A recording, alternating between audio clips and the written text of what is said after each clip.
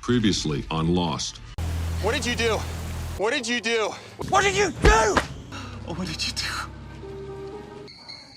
Eu já falei para vocês do trabalho que eu publiquei junto com o Cássio Pereira, Domingos Rodrigues e o professor Philip Fernside, intitulado Projetos na Amazônia trazem riscos ao Brasil e o mundo.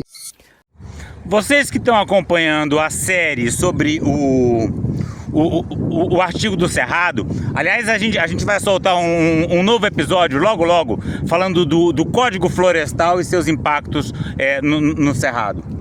E esse é o segundo artigo, né? Então eu estou voltando agora ao primeiro artigo que eu publiquei junto com o Cássio, voltando a ele em função dessa expedição do Richard e outros influenciadores pela Transamazônica e BR-319. Vocês estão vendo uma recriação por inteligência artificial da expedição de Richard Rasmussen pela Transamazônica. Agora cenas das lives que foram gravadas todo dia, o dia inteiro, non-stop, durante a expedição. Run.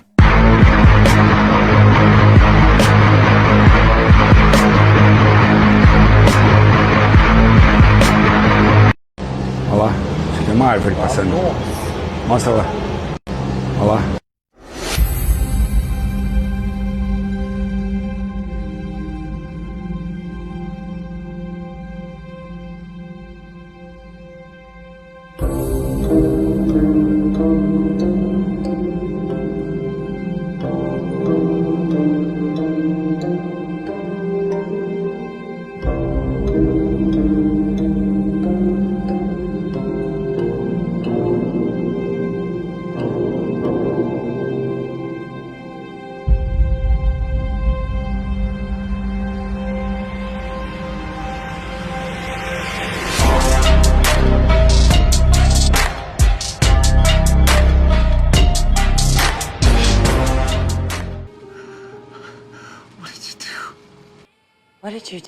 Olá, Rodolfo, tudo bem?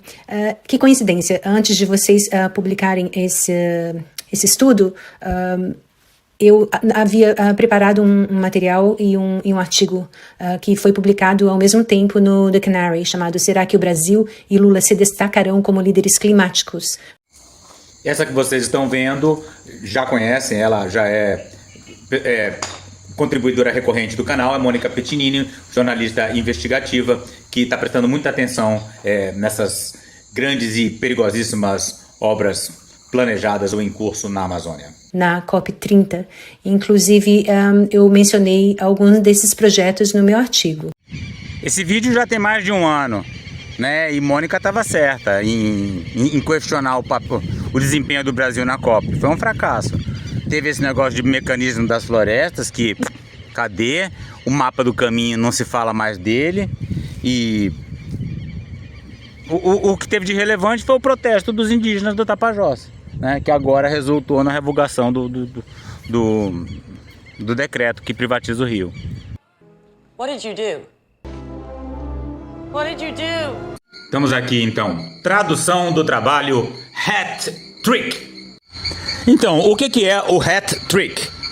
O que significa o termo hat-trick? Quando um jogador marca 3 gols, é dito que ele fez um hat-trick. Mas que diabo significa isso? De acordo com um dicionário inglês, o termo hat-trick foi utilizado Ei, cacete. pela primeira vez no século XIX. Mais precisamente falando, em uma partida de cricket em 1858, quando um jogador conseguiu pontuar 3 vezes pela seleção inglesa. Diz a lenda que por conta desse feito, o jogador recebeu um chapéu, hat, forrado com dinheiro. O termo também é associado aos truques de mágica, que é muito utilizado pelos mágicos do chapéu, hat, para fazer um truque, trick, principalmente quando o mágico tira o coelho lá da cartola. Bom, a grande verdade é que o real significado não importa. Sim, o real significado não importa. O que importa mesmo é que Cássio quis chamar a atenção para o número 3. 3 erros fundamentais que o governo Lula está fazendo e que vão comprometer esforços de combate à mudança climática brasileiros e globais. 3. Quais são? Exploração de petróleo na Foz do Amazonas, número 1. Esse é o único que está sendo discutido decentemente nesse país, para bem ou para mal. Está sendo discutido. 2. Construção da Ferrogrão. A ferrovia que vai passar ali entre o Xingu e o Tapajós, para levar a soja do Mato Grosso para a calha do Rio Amazonas, por onde ela seria exportada, e vai abrir, vai ampliar enormemente a vulnerabilidade. Já está ampliando, né? Santarém queimou tanto esse ano por causa da Ferrogrão, né? E vai ampliar muito o desmatamento da Amazônia. Então esse é o erro número 2. E você tem o erro número 3, que é a pavimentação da BR-319. Pobre e rica Amazônia. Pessoal, e o Richard Rasmussen, conhecido pelas suas aventuras e divulgações da natureza na Amazônia brasileira, está realizando uma aventura na Transamazônica. A expedição percorre a BR-230. São mais de 1.500 quilômetros desde Itaituba até o Amazonas.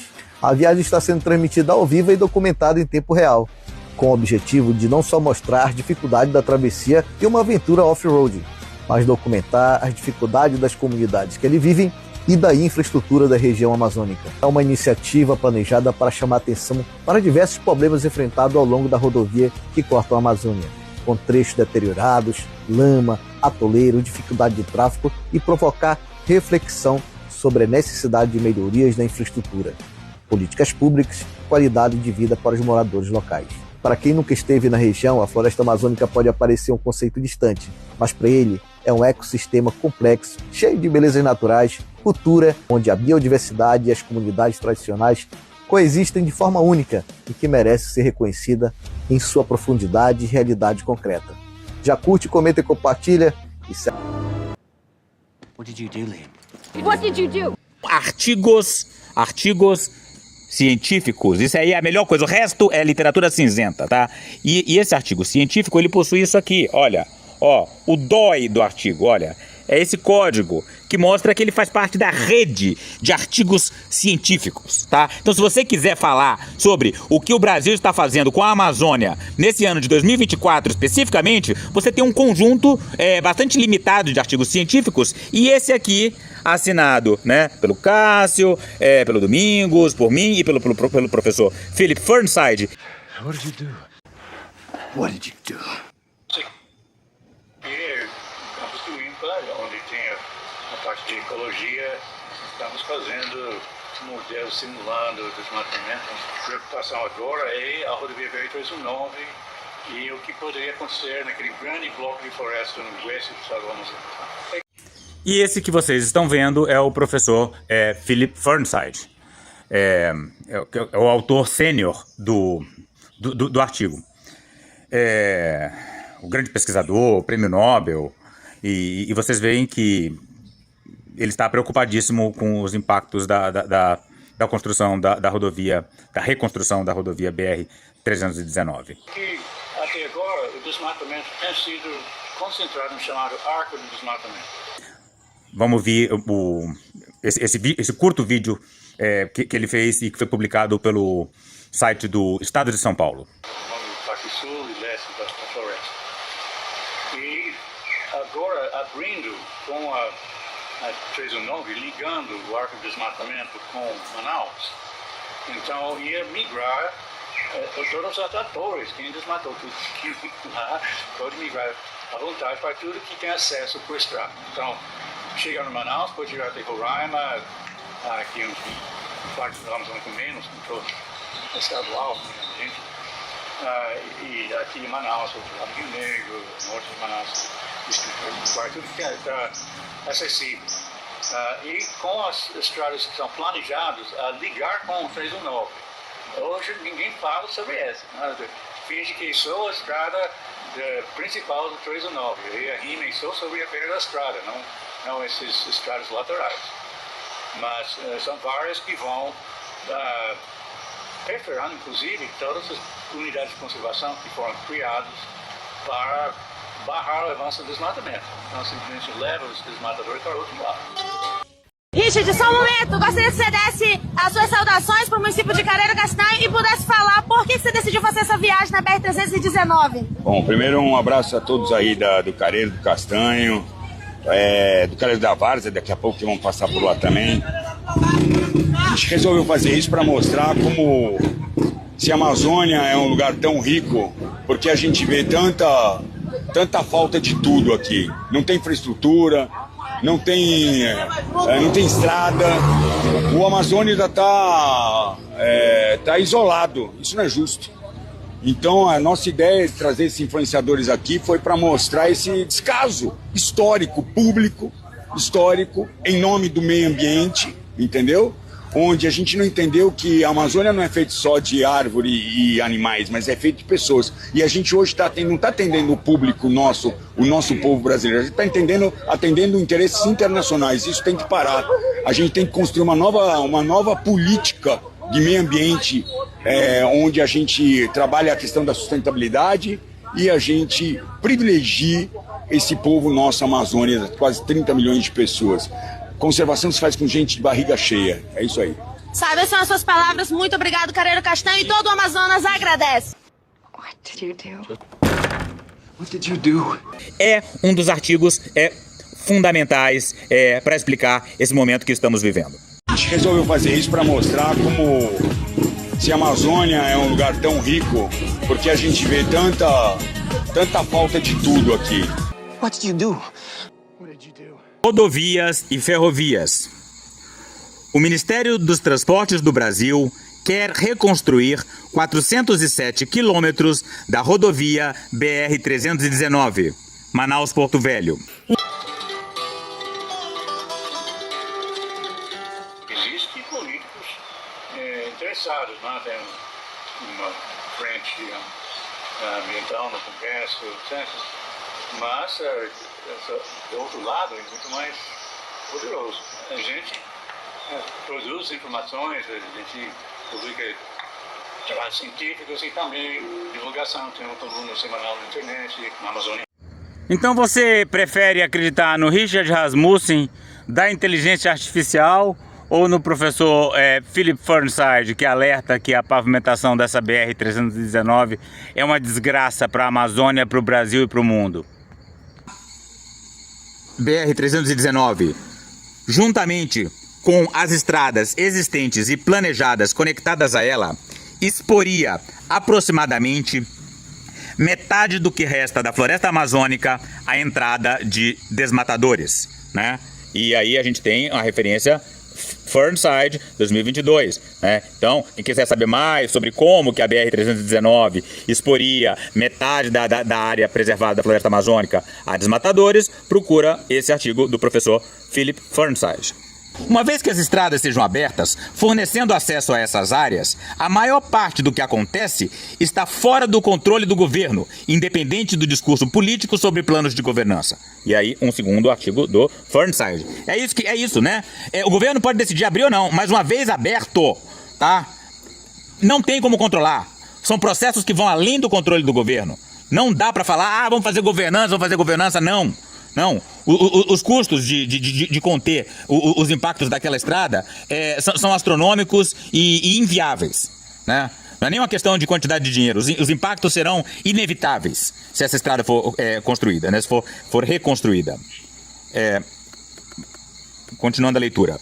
O Ministério dos Transportes também quer construir a ferrovia Ferrogrão de 933 quilômetros que conectaria a região produtora de soja de Sinop, Mato Grosso, ao porto de Miritituba, no estado do Pará, paralelamente à rodovia BR-163, né? Não muito longe de onde eu estou aqui, eu estou em Altamira, né? Então, bem naquela região ali, a gente tem a região de Santarém, né? Então, lá o Mato Grosso, cortaria tudo isso aqui, separando, né, a floresta amazônica em dois.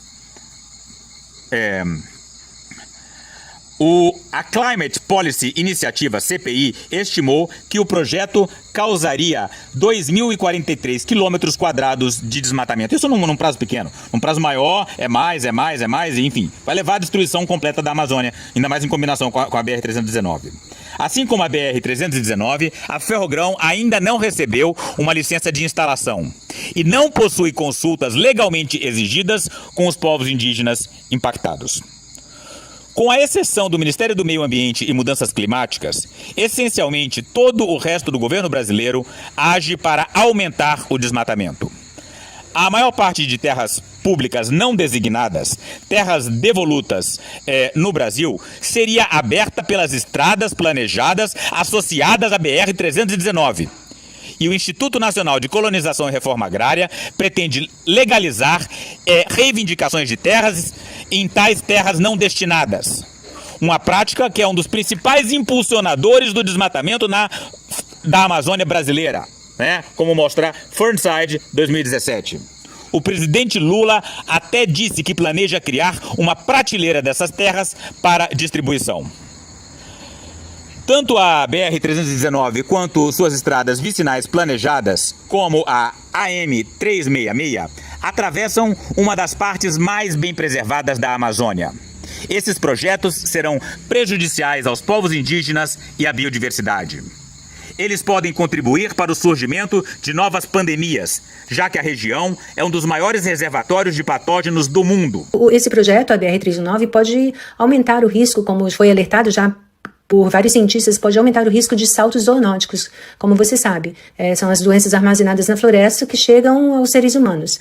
Nós já temos visto um aumento em casos de malária, de dengue, zika, oropouche, e alguns deles se espalhando para outras partes do país. Inclusive o oropouche, eu acho que foram identificados mais de 3.000 casos no Espírito Santo. Então, esse projeto, BR-319, está sendo impulsionado simplesmente por ganância, né? Por líderes empresariais, por políticos, e acredite ou não, com o apoio de algumas ONGs, né? E uma fundação, uma filantrópica internacional apoiando essas ONGs. E as mesmas se recusam a opor-se a esse projeto absurdo. O desmatamento da área em questão coloca em risco importantes serviços ecossistêmicos, como o fornecimento de vapor d'água aos ventos conhecidos como rios voadores, que mantêm as chuvas nas regiões sul e sudeste do país, incluindo cidades como São Paulo. E também pode influenciar o regime de chuvas de países vizinhos como Bolívia, Paraguai e Argentina. Então, um dos impactos seria de que os rios voadores responsáveis por trazer umidade e fornecer água para o estado de São Paulo e também outras regiões do Brasil vão literalmente parar de funcionar. Então, isso significa que todas as empresas e setores no Brasil seriam fortemente afetados, paralisando o país inteiro. Enquanto a floresta perto da borda azul da Amazônia já está perdendo seu estoque de carbono, a mudança climática projetada ameaça áreas muito maiores de floresta, incluindo aquelas ao longo da BR-319 e as estradas secundárias planejadas, que abririam a vasta área de floresta a oeste da rodovia. O estresse sobre a floresta nesta área, devido à seca e ao calor, pode cruzar pontos de não retorno, além dos quais a floresta entra em colapso. E isso seria muito agravado pelo desmatamento, exploração madeireira e incêndios associados às estradas planejadas. A seca severa na Amazônia, causada pelos fenômenos El Niño e Dipolo do Atlântico em 2023 e 2024, tem sido um forte contribuinte para a degradação florestal, tanto pela mortalidade de árvores por temperatura e estresse hidráulico, quanto por incêndios florestais no subbosque. Olha, eu tô falando pra vocês, só vocês aqui do meu canal que estão sabendo. Tá muito seco esse ano na Amazônia. E tudo indica que vai entrar El Niño de novo. Então esse ano a gente vai ter muita queimada bem na hora das eleições. E a direita vai usar isso contra a gente. Não tem infraestrutura, não tem estrada. O Amazônia ainda está isolado. Isso não é justo. Então a nossa ideia de trazer esses influenciadores aqui foi para mostrar esse descaso histórico, público, histórico, em nome do meio ambiente. What did you do, you son of a bitch? What did you do? A redução do desmatamento anunciada pelo Brasil não inclui a degradação florestal, que não só emite quando as árvores morrem durante incêndios, mas também nos anos seguintes, à medida que as árvores mortas se decompõem. Mesmo sem a dramática seca recente, as emissões da degradação da floresta amazônica igualam ou excedem as do desmatamento. Tudo isso poderia levar a uma emissão de gases de efeito estufa suficiente para empurrar o clima global além de um ponto de não retorno. A perda da floresta amazônica seria uma contribuição crítica para um ciclo de retroalimentação positiva que poderia levar a pontos de inflexão para outros ecossistemas, como recifes de corais e o permafrost, solo ártico congelado. Esse looping de feedback positivo são processos que amplificam a emissão de gases de efeito estufa na atmosfera. Looping seria uma reação cíclica em cadeia, ou seja, processos amplificando uns aos outros, de uma forma que pode se repetir continuamente. Vamos pegar, por exemplo, essas obras propostas pelo governo brasileiro para a Amazônia. O que elas vão gerar? Mais desmatamento, mais degradação florestal, aumento dos incêndios, no caso da exploração de petróleo, queima de combustíveis fósseis. Então, tudo isso vai gerar um aumento desses gases de efeito estufa na atmosfera, que vão aumentar o aquecimento global, que nada mais é que o aumento das temperaturas médias planetárias. Esse planeta mais quente vai degradar ainda mais a Amazônia, que vai emitir ainda mais gases de efeito estufa. Então, percebam que são processos que amplificam uns aos outros, vamos dizer, em um círculo vicioso.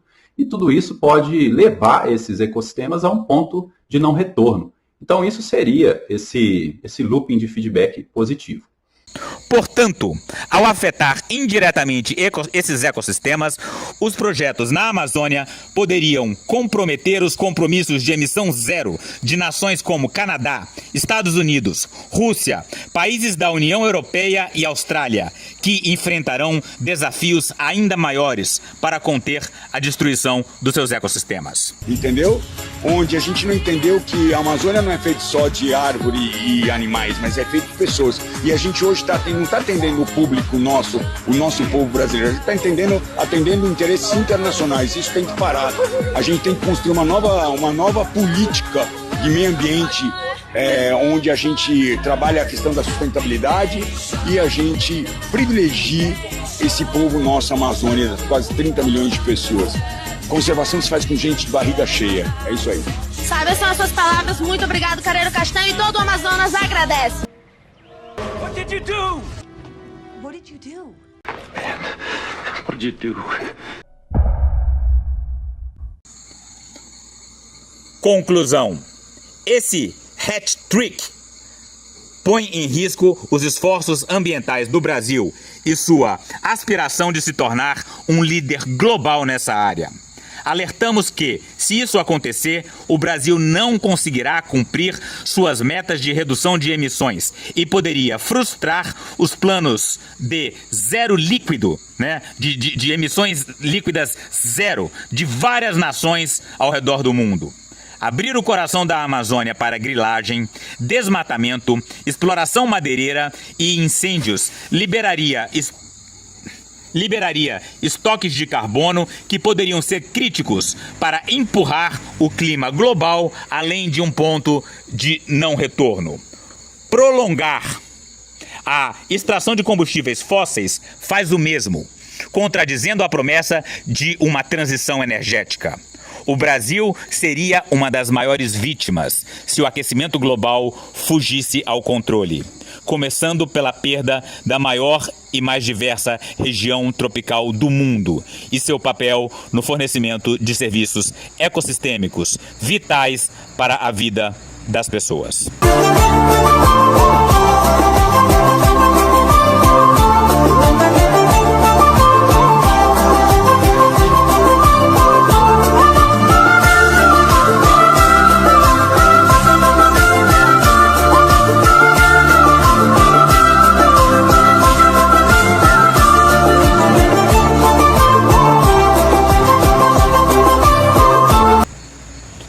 É isso. Então, tudo o que a gente fala nesse artigo está referenciado aqui numa série de outros artigos. Olha só, né? Então esse aqui do Fernside está na Research Encyclopedia of Environmental Science, né? A revista Monga Bay, Amazônia Real. O Fernside publica muito na Amazônia Real. The Conversation, e não tem só o Fernside, tem toda, olha aqui, quando ele fala o que o governo brasileiro diz, né? Tem a referência completa. Governo brasileiro, o presidente Lula lança a Política Nacional de Transição Energética. Está aqui no site do Palácio do Planalto, né? É por isso que a literatura científica é tão bacana, porque tá tudo colocadinho aqui, né? Olha, esse artigo na Science, Lápola, né?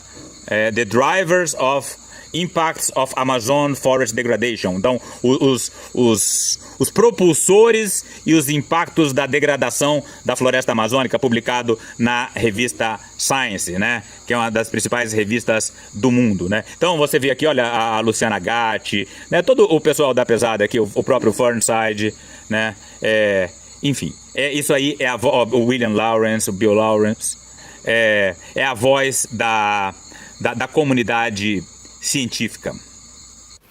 Então, é crucial que todas as pessoas se envolvam e que entendam, compreendam as implicações desse projeto gigantesco e como ele poderá impactar as nossas vidas, não só na região amazônica, mas também no Brasil inteiro e no mundo. É essencial que todos compreendam a dimensão desse projeto.